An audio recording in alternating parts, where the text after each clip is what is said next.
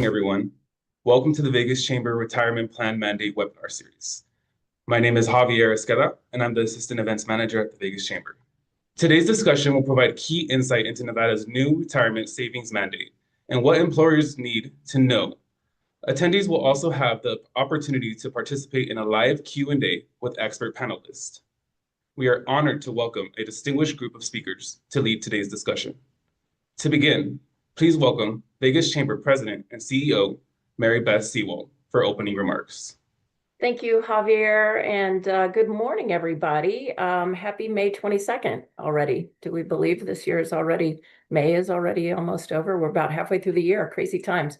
Well, want to thank everybody for joining us today for this important conversation about Nevada's new retirement savings mandate and what it means for you and your employees and for your business.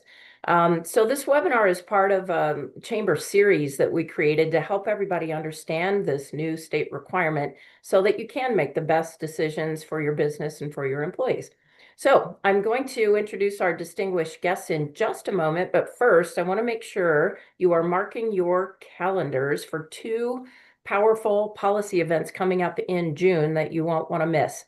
The first one you may know about, Eggs and Issues. This one is with Congresswoman Dina Titus. That's going to be on Monday, June 16th at the California Hotel and Casino. You don't want to miss that.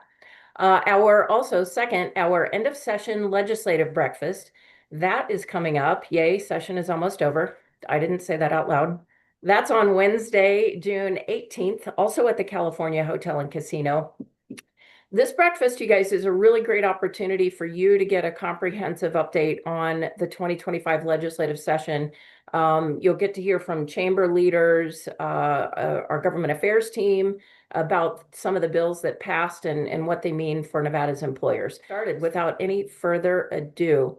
There is a new state mandate coming up that's going to impact a lot of Nevada businesses. So starting on July 1st, 2025, that's right around the corner, most employers in Nevada are going to be required to offer a retirement savings plan. So we are honored today to welcome three distinguished experts who are going to offer us invaluable insights into this new program. If you're joining us for the first time, we're going to give you an overview of what this is. If you heard from us last time, it'll be a little bit repetitive, but you can't give too much information on something like this. So first and foremost, Nevada State Treasurer Zach Conine is with us today. Welcome, Mr. Treasurer. We appreciate you being with us today. Deputy Treasurer Lesley Mohlenkamp is with us today. So Deputy Treasurer, we're thrilled to have you. Joe Caldera is also with us today. He's the president of Caldera Wealth Management. He also brings deep expertise in retirement planning and employer-sponsored benefits.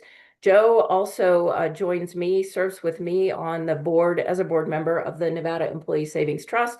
He also serves as our partner at the Vegas Chamber on the Vegas Chamber's 401k Association retirement plan. Now I'm going to take a breath and come up for air. So let's get started, right, Mr. Treasurer? Thank you first for being with us again. And for anybody who is just hearing about this for the first time, would you give us kind of a high-level overview about this requirement and what employers need to do and need to know? Absolutely. And thanks so much, as always, for having us here today, Mary Beth. Thanks for your service on the board. And thanks for all the chamber does. And let me just give an absolutely unsolicited shout out. Those next three events sound amazing, right? Congresswoman Titus, who last night showed just how committed she is to Southern Nevada by removing this amendment that would have sold off our lands without putting any money back into Nevada. She did that in a partnership with Zinke, which is just politically insane, but she can get things done that nobody else can. So to hear from her is such a great opportunity, plus an opportunity to hear from the best government affairs team in Carson City. And then from Jill Tolles, one of my favorite people and the smartest folks in the world. Basically, what I'm saying is, of all the webinars that you could be at in the next month, you have not picked the best one. But let's try to make sure that this is effective as possible. So during the last legislative session, legislature passed and the governor signed Senate Bill 305. And Senate Bill 305 created the Nevada Employee Savings Trust, or NEST program. NEST is a state-sponsored individual retirement account program. And basically what it does is it requires employers, and we'll talk about which employers, that do not offer a retirement plan to offer a retirement plan through Nest. And so it is no cost to employers, and it is very low cost for employees. And the idea here is that we want Nevadans who don't currently get a retirement plan through work or through a group like the Chamber's retirement plan, which of course is more robust than the state one. We're trying to be the low cost, low service provider here. We want folks to have access to retirement.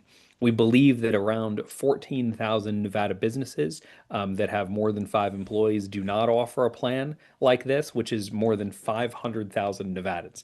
And as to kind of the why from a state perspective, just real quick, economic instability in Nevada families creates economic instability in the state, right? We have an economy that is based on Nevadans having the ability to consume. And so this treasury will always lean in to things like affordable housing and retirement savings and other areas that we know uncertainty in those areas creates economic uncertainty for households, which creates economic uncertainty for businesses, which keeps groups like the Chamber from being able to do everything they can to build us the state we deserve to live in.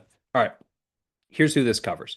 If you have been an employer with 6 or more employees who has been in business for more than 3 years, you are a covered employer on this plan.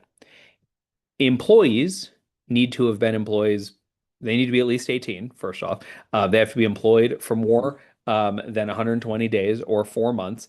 And all the employer has to do is go into this portal, and we can talk about kind of what the process is. Go into this portal, give us the information of your employees, and then the state and our partners in this program will reach out and make sure that they have all the information they need. Now, the government here did not decide to create a brand new computer system. If anyone who follows along knows that sometimes, Nevada's record on brand new computer systems is, not great.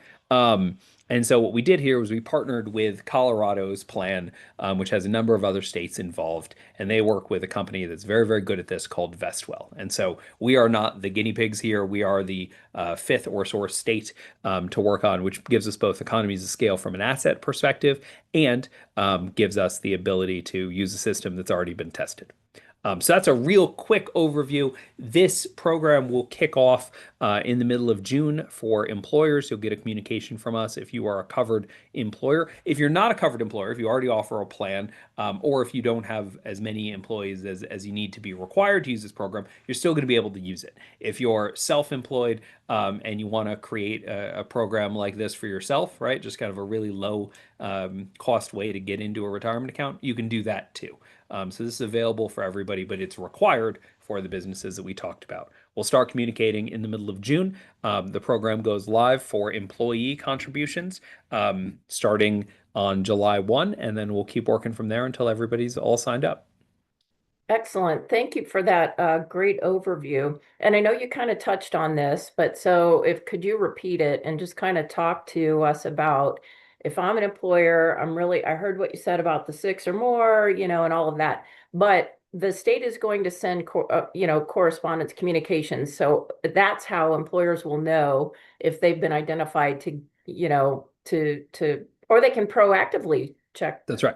That's right. And Information too, right? so what we've done is we took employment records through the Department of Employment Training and Rehabilitation, and we took those employee records. We also took tax records because if you have a qualified retirement plan, there are tax benefits for having that retirement plan, and you're filling out paperwork with the IRS, which is public, right? And so we took the full group of employers, and then we removed all the employers who either had not been around long enough or did not have enough employers. Then we took that remaining list and removed anyone who had filed that tax paperwork. And that 14,000, it's a little bit more than 14,000 employers that are left, the state will communicate with you in the middle of June and say, hey, look, best we can tell, you are required to be in this program because you meet these criteria. The employer then will do one of two things. If they already are offering a retirement program or they're not actually covered because maybe they don't have as many employees as they used to, or those employees aren't full-time, or for whatever reason, right? They will be able to fill out a very quick affirmative document that says, hey, I'm not covered by this, right? And it'll be subject to the same penalties of perjury that happen anytime. We certainly don't want to encourage people to lie to the government, right? But that shouldn't take a lot of time. That'll take about 3 minutes to fill out. After they fill that out, they're done. They won't hear from us again. We'll do some audits on that down the road, but they won't hear from us again. If they are covered, then we'll be able to either interact with their payroll processor or take a very simple upload of employees' contact information and the rest so that the state can then reach out to those employees and go through the process of getting them all signed up for this retirement account. Okay, excellent. Thank you. So the employers need to sign up first. And then, as we learned yesterday on our commission meeting, is that too, the employee will go on to the portal as well, and they can opt out or they can make their own selections from there. Is that right? That's right. Okay, sounds good. I know, Joe, you've been working with the Vegas Chamber for years on our 401k investment program as well. Just for education standpoint, give us a high level overview on sort of the difference between to help us, if I'm trying to decide, well, gosh, what do I do? I could go on the state's IRA, or I do have other options like the Chamber's 401k or others as well. But can you tell us a little bit about the differences between the two from a benefit standpoint, from a cost standpoint? Yeah, absolutely. Thank you, Mary Beth. Well, how we got here, a little more than a third of private sector workers don't have the opportunity to save for retirement. And nearly 1/3 of retirees are considering to go back to work because they don't have that adequate savings. And then some recent studies have shown that about 51% of Americans are worried that they're going to run out of money and when they're no longer working. So I'm grateful that the state program, the NEST program, is a program that our businesses will have access to. But more importantly, the Vegas Chamber was a leader in this program back 5 years ago when the Department of Labor changed the Nexus rule, where it allowed businesses of all types to kind of band together. And what's really unique is that the Vegas Chamber has a super efficient, robust, very affordable retirement program that only costs $400 for employers to get access to this program. The big difference is that some of our chamber members may find that they want greater flexibility and more customization. For example, businesses with higher payrolls or goals of attracting and retaining, top talent, may be a benefit of offering features like employer match, profit sharing, higher contributions, employee loans, which are all features not available in the state IRA-based NEST program. Companies with like dedicated HR or finance functions may also prefer a 401k route because it can integrate with broader benefit packages. So also, the Chamber's 401k investment options is super robust. The NEST offers 6 very basic investment types, where the Vegas Chamber has more than 34 investment options, which we monitor as a 338 fiduciary. Okay, sounds good. I want to remind everybody, we are taking questions. You can put questions in the chat, or you can unmute and ask our panel any questions that you have, and we highly encourage that. So Deputy Treasurer Mohlenkamp, want to turn to you for a moment. So say I get into the portal and I have technical difficulties, or I just can't figure this out, and especially integrating payroll with Vestwell. I know there'll be support for that, right? Technical support. Yes. Actually, what we found that is a really great feature, and especially as the treasurer pointed out, we are joining a partnership, so it's an existing structure, a program manager that's been doing this for a while, and what we found is that there's a very robust help center. So it contains materials such as videos. They have some tutorials. They've listed any kind of common payroll providers. And there's even tutorials that are specific to the most commonly used payroll integrations. So we found that, on a self-serve, venue, it is pretty robust as far as the help center to help both any payroll integrations that may be occurring, or even just uploading the materials. And then the other thing that we'd like to note is that should you run into additional issues, there is a very specific email and helpline that someone can reach out to should they have any problems with that. Okay, perfect. Thank you.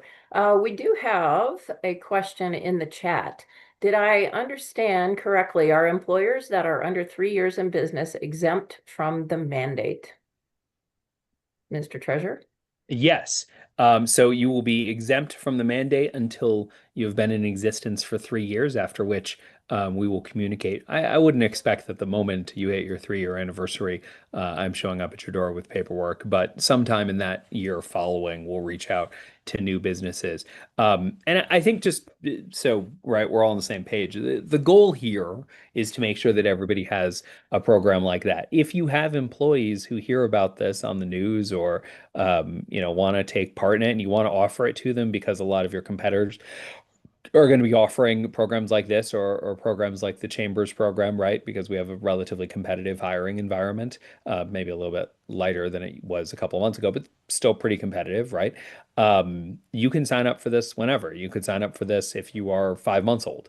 So the mandate comes into place when you've been there for more than 3 years, but certainly if there are other reasons why you want to sign up for a no-cost employer program or a more robust program like the Chambers, you can do that whenever you want. Okay, perfect. Another question from Steve. If you are under 10 employees, is your only option the state NEST program, or can you still choose other options? Joe Caldera, I think we have other options. We definitely have a lot of other options. So there's not just 401ks. There's simple IRA plans. There's IRA programs. So you definitely have the ability to choose the Nest 401ks. There's many different options to consider, and they can contact our office, work with a financial advisor that can provide some of those options for you. But the Nest is it's a great first starter, depending on the type of employees that you have. Some of your employees may be the first time to get access to a retirement plan, and so if you're looking for a robust program, the Chamber has one for you, and something to consider.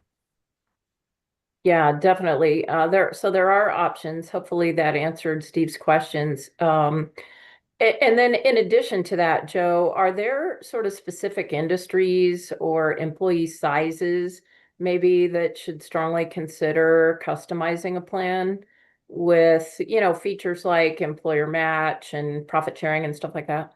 Yeah, absolutely. Businesses like in competitive industries like tech, healthcare, professional services often use benefits to attract and retain talent.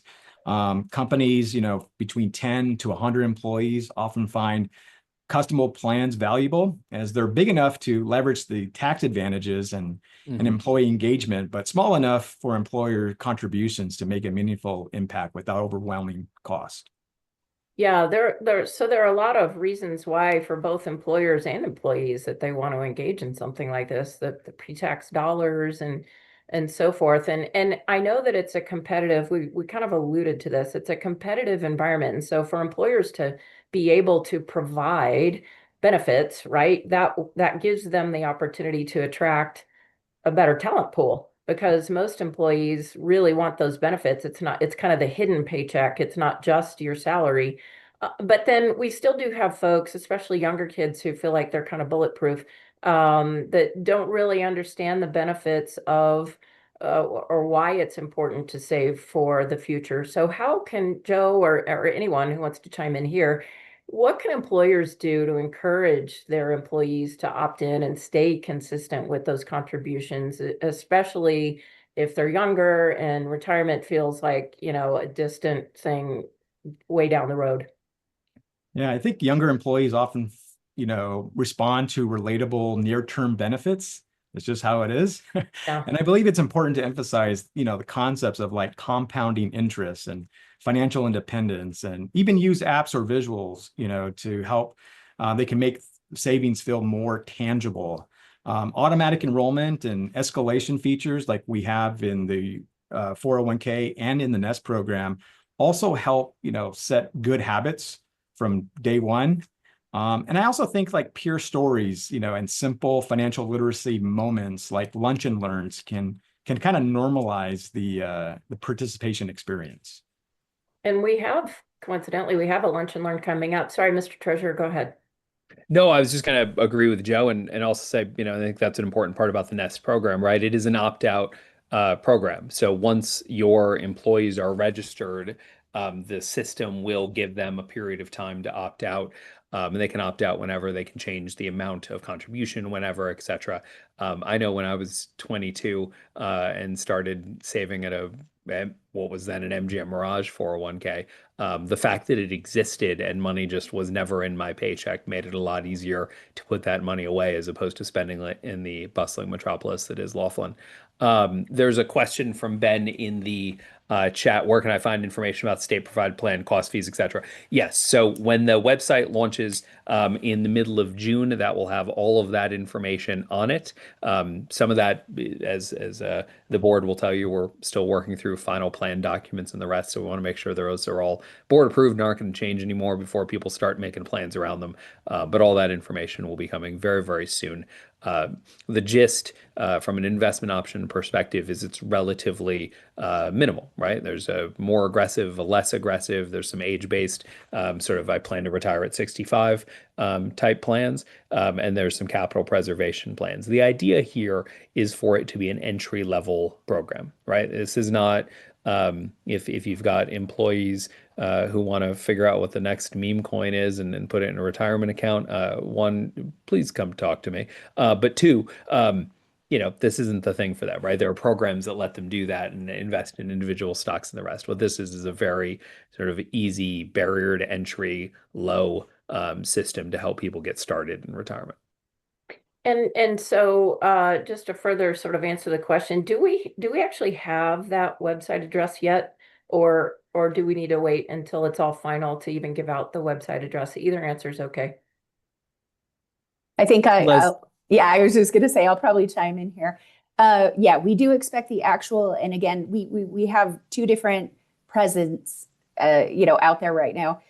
One of them is the actual employee portal website where an employer and employee would register and do all that activity. That is the one that is going to be launching second week in June.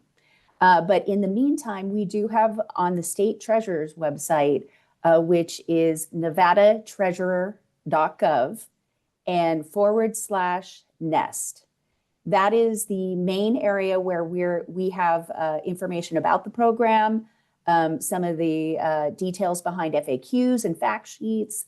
So we do have some basic information right now to get everybody started and get familiar with the program.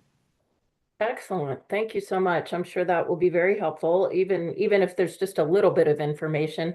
It's Nevada spelled out, right? nevadatreasurer.gov /NEST. Nest. That is correct. Yes. Okay. Great question. And then another question is coming in on the chat. What are the contribution limits for the Nest plan? Yeah, that's going to be $7,000 if you're younger than 50, and then if you're over 50, you can contribute an additional $1,000 for a total of $8,000. That's the maximum. Okay, very good. Another question: are the contribution amounts for the state plan the same as for the employer plan? No, so in the 401k program, the employer program, because remember, the employer, there's no contributions in the Nest program by the employer. It's all employee based. In the 401k world, you have that option where you can still no employer contributions and then no match per se in the 401k world, but you do have the ability to have higher contribution limits, and employees can contribute up to $23,500 if you're younger than 50 and $31,000 if you're over 50. Plus, there could be a match, and there's 4 different match options if the employer wanted to adopt that. There's some popular ones, some new ones that just came on board, safe harbor matches. And then in addition to that, there could be profit sharing on top of that as well. So you can get to the much higher contribution limits in the 401k space.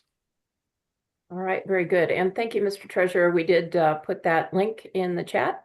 So hopefully all of our panelists will have access to that as well. Let's see here, Treasurer Conine. So I know we have a robust plan for community outreach. You and I are going on the morning show circuit. We're doing these webinars. The state's doing a lot. We just rolled out yesterday to the committee marketing and communications plan. So can you tell our viewers a little bit about what the state's doing for education and outreach and promoting participation, and how can business leaders support those efforts? It's a great question. I appreciate that. We are trying to get in front of as many employers as possible using as many tools as possible, right? The first round of outreach is really focused on employers who need to go into this portal and sign up and either opt out or opt in based on whether or not they're covered or not. The second round of outreach will be on employees, encouraging them, as Joe mentioned, to talk about all the different ways and benefits of saving early for school. So in the old Richard Bryan sense, if there is ever a room with 2 or more employees there, or employers there, excuse me, we'd like to be there. So if there are other groups, obviously we've got the chambers and the other chambers doing this work. We're working with Rotaries and Knights of Columbus, and I mean, pick a group, right? If there's a group of folks there, we want to make sure to talk to them. And but we can use any of those groups. So if there's somebody out there who gets together with a group of small businesses and they'd like to know more about this program, we would be happy to come talk to you, answer questions, and try to make sure you're as up to speed as possible before this thing goes live. Additionally, we're looking into skywriting, but it's been kind of windy lately, and I know that can a more detailed message can get lost in the clouds. So it sounds like probably another road show is in the works for you. Yes, I won't try to. I convinced the governor about one last time, different governor. Told him it was going to be 75 meetings over 75 days. It was 123 meetings over 82 days, as you well remember. So I don't know that I'm going to be able to convince anyone else to come with me, but Mary Beth, you, myself, Joe, we hit the road, go out to Pioche and talk to some working people. Sounds good. Sounds good. Another question that I've been asked quite a bit is, how is the state or what is the state going to do to make sure that the program is focused on sort of reducing administrative burdens and not making it harder for employers, making it easier? I think you've already sort of alluded to that a lot, but certainly also avoiding any penalties for employers. Yeah, so I think kind of number one, right? I come from small business. We had a business that would be barely covered by this. And I know as a small business, the concept of another government mandate is generally to be taken skeptically, right? And we need to prove out that this thing is actually going to be relatively easy to use. And so we've worked with Vestwell, who's worked with many other states to remove as many sort of friction points as possible, to make this as easy as possible for businesses. But on that second piece, on kind of the compliance piece, our focus is all carrot right now, right? We want to give your business a tool that will make you more competitive compared to a business that does not have that tool, right? On margin, 2 businesses paying the exact same amount of money with the exact same distance of commute and the exact same type of work. The one that offers a retirement savings plan, whether it's the relatively limited one from the state or a more robust one like the one the chamber offers, is going to have a competitive advantage in the hiring market, right? You are going to be able to hire and retain a different type of person incrementally than your competitor will. And so we want to make sure that this is as easy as humanly possible, and we want to focus on the benefits of it. At some point in the future, right, this is a mandate, and the state's going to have to go through the process of determining who should fall under the mandate, who has not taken the 10 minutes to sign up for the thing. And we will spend that time. But right now, we're really just focused on making sure that people can get involved, sign up for it, have answers to all the questions they need, and that their employees can start saving in order to build the lives that they want to build for themselves. Exactly. And there really is no downside to it for employers or employees, right? What do people Look, have to lose? time is finite, right? And any time having run and started dozens of small businesses back in my private sector lawyer days, right? Like I get it, right? Everything that you have to do takes time away from something. And when you're running a small business, you're like an octopus trying to, get all the fish out of the holes, right? You're just working all the time, trying to make it work. I don't know what that metaphor was. We'll talk about it later. But the point is, right, you got a lot of stuff going on, and we know this is one more thing. And so we want to make sure that if this thing is beneficial for you, that it works and does all the things that we want it to do. And if you don't care about this at all and your employees don't care about this at all, we want to make the process to sign them up and then have them all opt out and never think about it again as easy as humanly possible. Wow, what a concept. Government making our lives easier. We figured we'd try something new. Okay, well, Joe, give us a little bit more information, if you would, about the types of businesses that qualify for the new tax credit. Speaking of no downside, there's a thing called the Secure Act 2.0 or Secure 2.0 Act. How do those incentives, how can they offset startup costs, for example? Yeah, Mary Beth, like I said, there's never been a better time to offer a retirement program. And so the federal government basically has offered for the businesses that with 50 or fewer employees may be eligible for these tax credits, covering up to 100% of the planned startup cost. There's no cost for the nest, but in the 401k world, there are costs. And in the chamber's case, it's $400. And it's capped at $5,000 per year for 3 years. There's also credits for employer contributions up to $1,000 per employee. And these incentives can significantly reduce the financial barrier to get into a 401k program, and obviously make it more feasible for smaller businesses to offer a competitive benefit program. Okay, great. There is another question in the chat. Does the mandate apply once an employer has employed 6 employees for 3 years? Kind of, right? So if you've been around for 3 years and you have 6 employees, yes. If you've been around for 3 years and you had 4 employees for 2 of those years and then you have 6 employees, also yes. So it's not a count of how long you have had that many employees. It's do you hit both of those trigger points, right? So if you've been around for 10 years and one day you get to 6 employees, you will be a covered employer. Functionally, the way we're pulling the data, if you have seasonal employees or you have, you go up to 6 employees on one holiday and then go back down to 4 and never touch it again, it's not going to trigger. And you could certainly tell us at the time, if we did reach out, you could tell us at the time that you were exempt because you at that point only had 4 employees. But again, our work here is not to be we're not trying to be bureaucratic and silly, right? Our work here is to make sure that businesses that are eligible sign up for it. Yeah, definitely. And go ahead, Deputy Treasurer.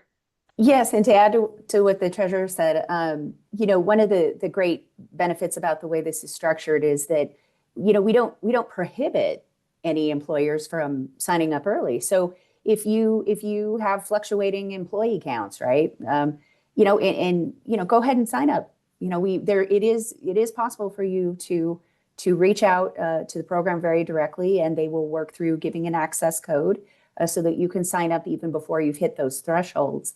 Certainly, it doesn't hurt because if you do gain those employees over time, you've met the mandate. So we really want to emphasize that those thresholds are really for us to ensure compliance. But an employer certainly can register at any time, regardless of the employee count and time. Right, exactly. So a couple of things just by way of overview. It is a mandate. It goes into effect July 1st. There will be correspondence coming out from the state. There is a website, nevadatreasurer.gov/NEST for information. There are options. This is not the only option out there. The Vegas Chamber, this is not a commercial, but in a way it is. The Vegas Chamber has a 401k program as well. And there are a lot of options, and it's the right thing to do. This is something that we all need to be preparing for our future. And this is Nevada's way of facilitating that, and we've partnered with Vestwell. Again, we're not the guinea pig, like Mr. Treasurer said. Are there any other components to this that you guys think I've missed or that we need to reiterate? No, but I will say that to add on to your commercial point, right? When we were going through this legislative process, the point was to fill a hole in the market for a low cost. This program is not going to make does not make the state money, right? Will eventually, hopefully, pay for the program itself, but does not make the state money.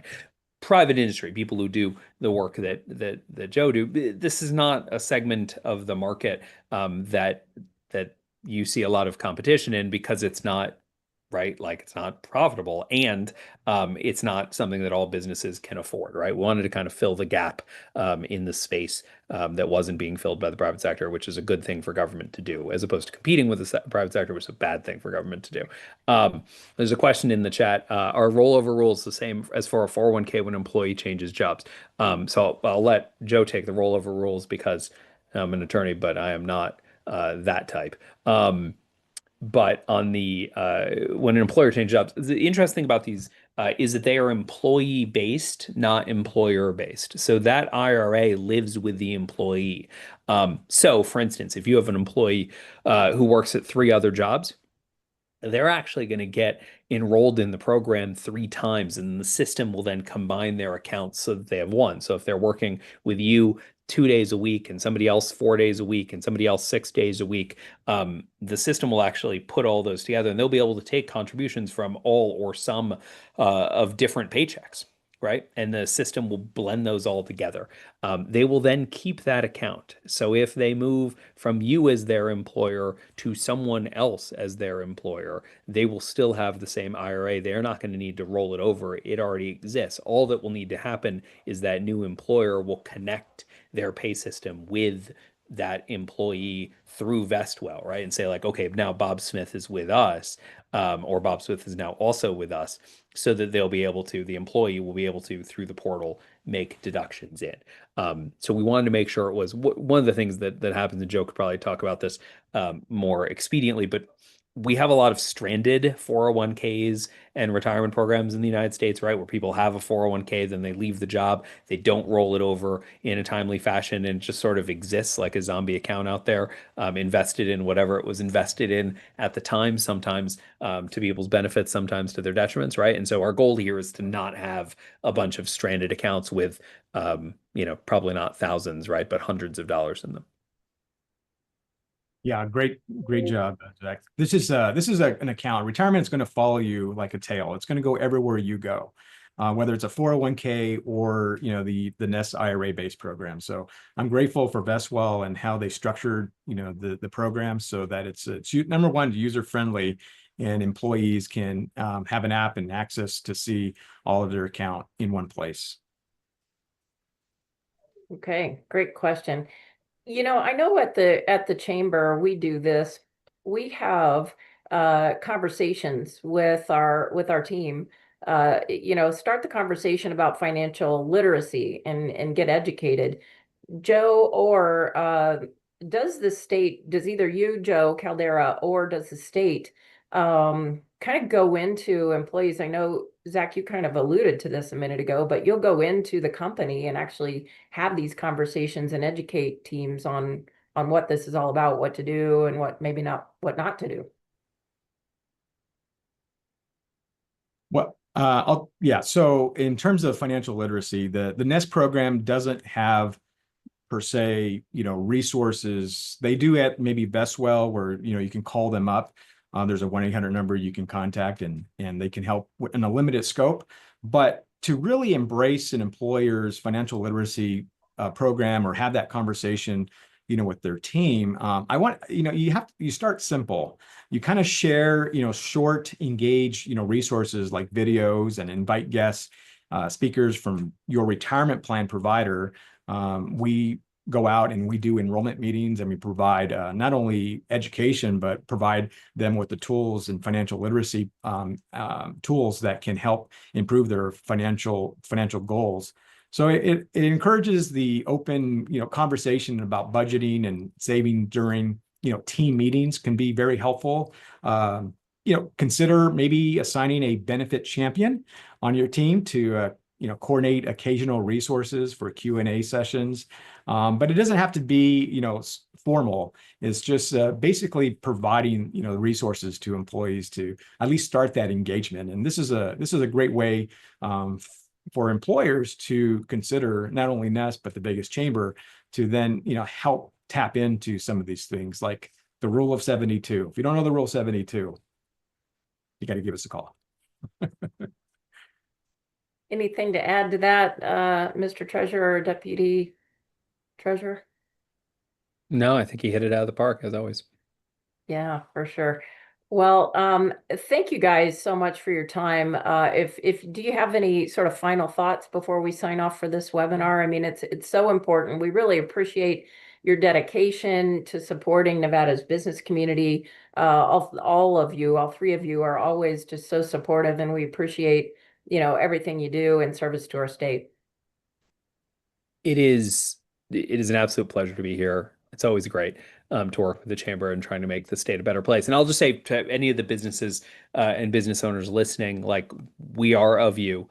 We have done this work. We understand how hard it is, especially in this climate, but in any climate, to run a small business. The Treasury is here to make sure that your process through this is as effective and as seamless as possible by its nature, right? We haven't done this before. And so we want to hear from you. If there's something that works, we want to hear about it. If there's something that doesn't work, we want to hear about it so that we can make it better for everybody in the future, so that incrementally, right, we just kind of keep moving forward. So anyway, thanks for being here today and taking the time. But we look forward to the next conversation. We look forward to continuing to make this program even better. Yeah, absolutely. And there was a question in the chat, can we get a copy of the recording? And the answer is yes. And I think the team is typing an answer there too, but we will definitely make a recording available. Joe, I'm sorry, were you going to say something?